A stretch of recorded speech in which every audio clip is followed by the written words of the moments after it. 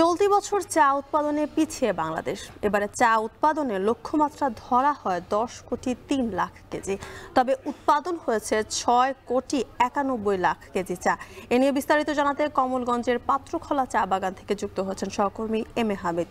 হামিদ, চায়ের উৎপাদন কমার কারণ কি এবং সংকট সমাধানে কোনো পদক্ষেপ রয়েছে কিনা জানাবেন।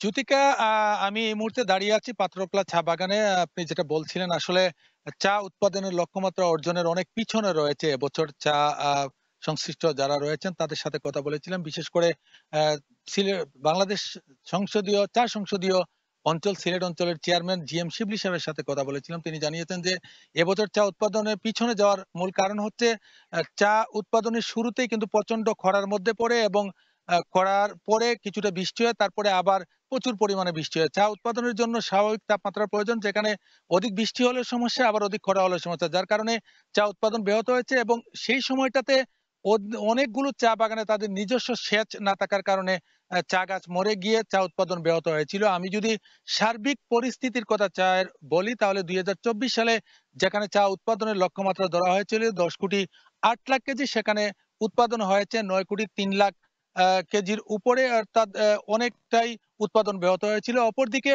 2025 সালের চা উৎপাদনের লক্ষ্যমাত্রা ধরা হয়েছে 10,03,00,000 কেজি, কিন্তু সেখানে উৎপাদন হয়েছে 6,91,00,000 কেজি, অর্থাৎ পিছনে রয়েছে 4,02,09,000 কেজির মতো। এবং আমি যদি রপ্তানির কথা বলি সেক্ষেত্রে যদি বলি সেক্ষেত্রে 2024-25 অর্থ বছরে রপ্তানি হয়েছে 19,84,000 কেজি, যা এখান থেকে বৈদেশিক মুদ্রা অর্জিত হয়েছে 35,80,000 ডলার। অপরদিকে 2025-26 অর্থ বছরের সেপ্টেম্বর পর্যন্ত চা রপ্তানি হয়েছে মাত্র 5,08,000 কেজি, যেখান থেকে 8,42,000 ডলার আমদানি হয়েছে। এছাড়াও নিলামে কিন্তু চা উৎপাদন চা বিক্রি কমেছে। সব মিলিয়ে বলা যায় চা সরকার যদি চায়ের দিকে এগিয়ে না আসে তাহলে চা শিল্প ধ্বংস